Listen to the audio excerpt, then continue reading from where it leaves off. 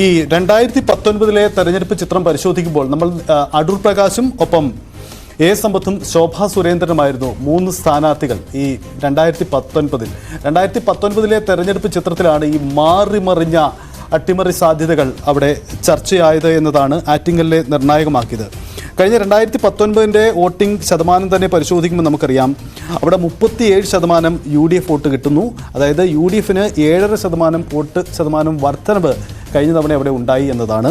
ഒപ്പം ഇടതുമുന്നണിയുടെ സാഹചര്യം പരിശോധിക്കുമ്പോൾ 34% വോട്ടാണ് ഉണ്ടായത്. അതായത് -11.8, അതായത് 11% കുറവാണ് വോട്ടിങ്ങിൽ കഴിഞ്ഞ തവണ ഇടതുമുന്നണിക്ക് ഉണ്ടായത്. BJPയുടെ ചിത്രം വളരെ രസകരമാണ്, കൗതുകകരമാണ്.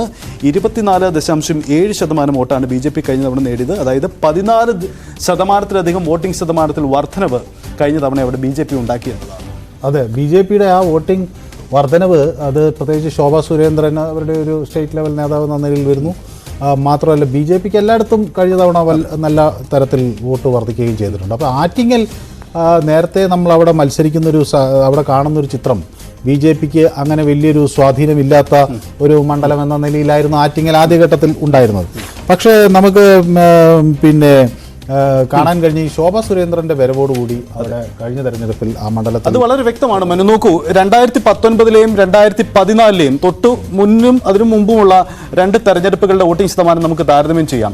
UDFന്റെ ചിത്രം നോക്കൂ. 2019 അതായത് ഏറ്റവും ഒടുവിലത്തെ തെരഞ്ഞെടുപ്പിൽ 37.9% UDF വോട്ടുകൾ നേടിയപ്പോൾ 2014 37.6%. അതായത് അന്ന് ബിന്ദു കൃഷ്ണയാണ് UDF സ്ഥാനാർത്ഥിയായി അവിടെ മത്സരിച്ചത്. അന്ന് 37.6% വോട്ട്.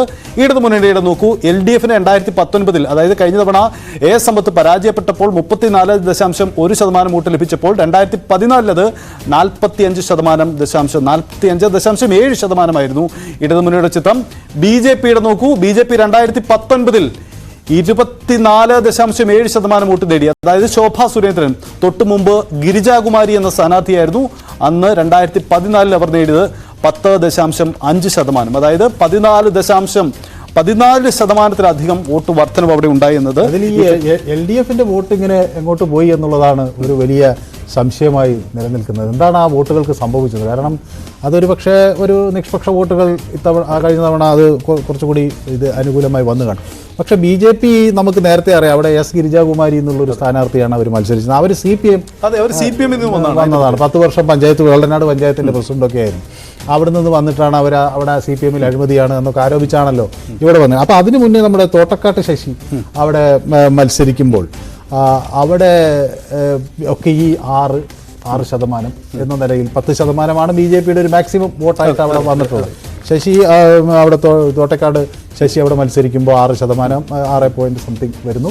അടുത്ത തെരഞ്ഞെടുപ്പിൽ S ഗിരിജാകുമാരി അവർ സമ്പത്തിനോടൊപ്പമൊക്കെ പ്രവർത്തിച്ചിട്ടുള്ള ഒരാളാണ്. എന്തായാലും 10% നിൽക്കുന്നു. പക്ഷേ അതിൽ നിന്നപ്പുറത്തേക്ക് കഴിഞ്ഞ തെരഞ്ഞെടുപ്പിൽ ഒരു വലിയ ഹ്യൂജ് ആയിട്ടുള്ള മാറ്റം.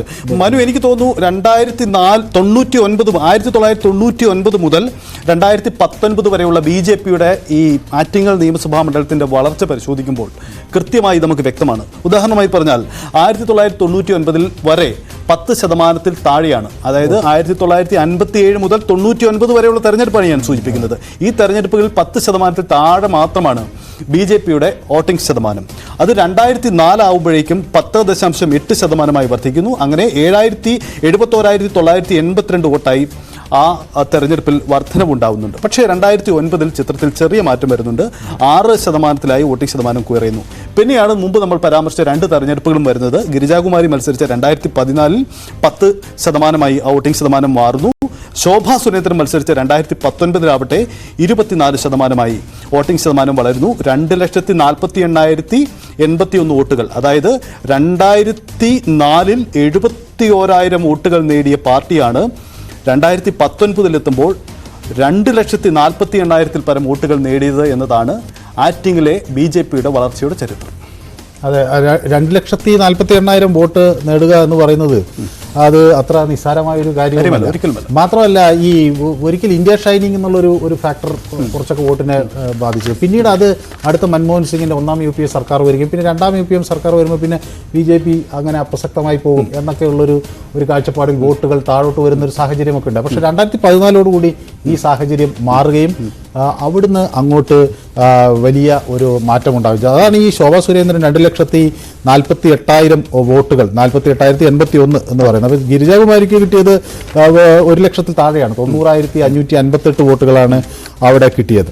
അപ്പോൾ ഈ സാഹചര്യം മാറി അത് വരികയാണ്. മാത്രമല്ല നമുക്ക് ഈ 2014 SDP വേറൊരു സ്ഥാനാർത്ഥിയായൊക്കെ അവിടെ മത്സരിക്കുന്നുണ്ട്, BSP അങ്ങനെയൊക്കെ പല തരത്തിൽ വോട്ട് സ്പ്ലിറ്റ്സ് ഒക്കെ കാണാൻ കഴിയും. പക്ഷേ ഈ കഴിഞ്ഞ 2019 ആകുമ്പോഴത്തേക്കും നമുക്ക് ഇതിൻ്റെ ഒരു SDP-യുടെ വോട്ടുകൾ കുറയുന്നു. ഒരു കൺസോളിഡേറ്റഡ് ആയിട്ടുള്ള ഒരു ഫൈറ്റ് ത്രികോണ മത്സരത്തിലേക്ക് ചുരുങ്ങുന്നതിൻ്റെ ഒരു സാഹചര്യം കാണാൻ കഴിയുന്നു. മറ്റ് ഇൻഡിപെൻഡൻറ്റ് സ്ഥാനാർത്ഥികളൊക്കെ നാമമാത്രമായ വോട്ടുകൾ മാത്രമേ പിടിക്കുകയും ചെയ്യുന്നുള്ളൂ. അപ്പോൾ അതാണ് ഈ ഒരു മാറ്റം കോൺഗ്രസിന് അനുകൂലമായി കഴിഞ്ഞ തെരഞ്ഞെടുപ്പിൽ കോൺഗ്രസിന് അവിടെ ഒരു സ്ഥിരം വോട്ടുണ്ട് എന്നതാണ് ഇപ്പോൾ ഈ 2 തെരഞ്ഞെടുപ്പിൽ നിന്ന് നമുക്ക് മനസ്സിലാകുന്നത്. അവർക്ക് ഈ 36% അടുപ്പിച്ച് ഒരു കൺസോളിഡേറ്റഡ് വോട്ടുണ്ട്. അത് അതേസമയം CPM-ന് അത് 45 വരെ പോകാം, അല്ലെങ്കിൽ 42 വരെ പോകാം എന്നുള്ള ഒരു തെളിവ് നമുക്ക് കിട്ടിയിട്ടുണ്ട്. അത് എങ്ങനെ ഇനി അടുത്ത തെരഞ്ഞെടുപ്പിൽ പ്രതിഫലിക്കും എന്നുള്ളതാണ് വലിയ പ്രശ്നം.